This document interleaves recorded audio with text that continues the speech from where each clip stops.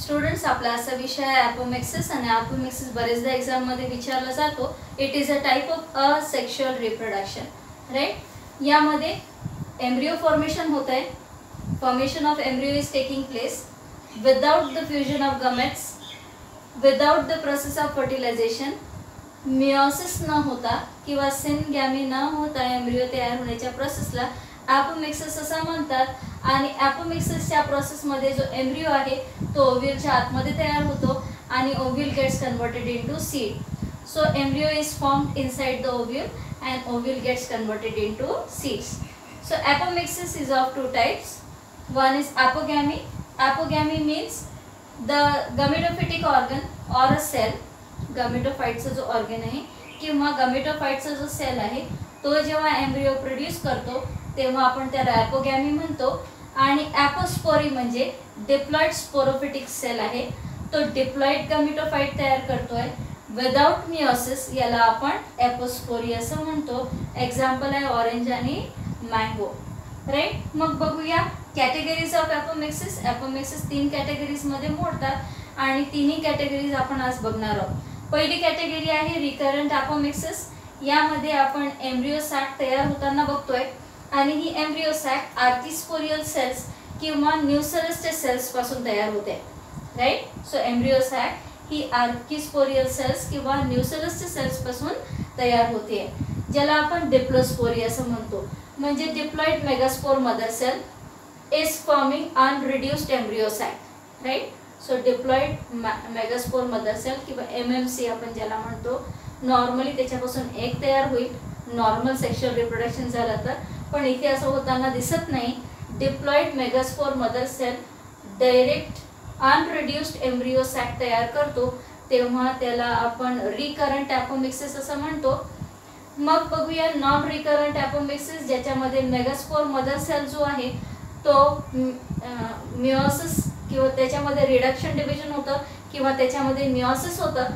Haploid embryo sac तयार होते आणि ह्या एम्ब्रियो सॅकमधलं एक किंवा बाकी दुसरा कुठलाही सेल, एम्ब्रियो सॅकच्या आतमधला कुठलाही सेल जेव्हा एम्ब्रियो तयार करतो तेव्हा त्या एम्ब्रियो तयार होण्याच्या पद्धतीला नॉन रिकरंट ॲपोमिक्सिस असं म्हणतात. आणि यामध्ये तयार झालेला जो एम्ब्रियो आहे किंवा जो यंग प्लांट जन्माला येणार आहे ते स्टराईल असणार आहे, correct. It won't be able to reproduce. तिसरा प्रकार बघणार आहोत आपण ॲडव्हेंटिव्ह एम्ब्रियोनी, ज्याच्यामध्ये नॉर्मली सेक्शुअल रिप्रोडक्शनद्वारे झायगोट फॉर्मेशन होतंय, झायगोटचा एम्ब्रियो बनतोय. पण त्या व्यतिरिक्त जर न्यूसेलसच्या सेलपासून एम्ब्रियो तयार झाला आणि इंटेग्युमेंटच्या सेलपासून आणि एम्ब्रियो तयार झाला आणि एकापेक्षा जास्त एम्ब्रियो जर एका सीड्समध्ये मिळत असतील, राईट, त्यातला एक एम्ब्रियो हा झायगोटपासून तयार झालेला आहे, दुसरा एम्ब्रियो जर न्यूसेलसच्या सेल्सपासून तयार झालेला आहे, तिसरा एम्ब्रियो जर इंटेग्युमेंट्सपासून तयार झालेला आहे, तर पॉलीएम्ब्रियोनी कंडिशन पाहायला मिळते आणि याला आपण ॲडव्हेंटिव्ह एम्ब्रियोनी असं म्हणतो. नेक्स्ट सेशनमध्ये आपण पॉलीएम्ब्रियोनी याबद्दल शिकणारच आहोत, राईट. तर पॉलीएम्ब्रियोनी म्हणजे झायगोट, न्यूसेलस किंवा इंटेग्युमेंट या तिन्ही पार्ट्सपासून जेव्हा एम्ब्रियो तयार होतो तेव्हा त्याला पॉलीएम्ब्रियोनी असं म्हणतात. पार्थिनोकार्पी बघूया. पार्थिनोकार्पी म्हणजे सीडलेस फ्रूट्सचा जन्म. Parthenocarpy again a type of asexual reproduction, कारण सेक्शुअल रिप्रोडक्शन झालं असतं तर सीड तयार झालेले असते, राईट. पण इथं सीड तयार होताना दिसत नाही.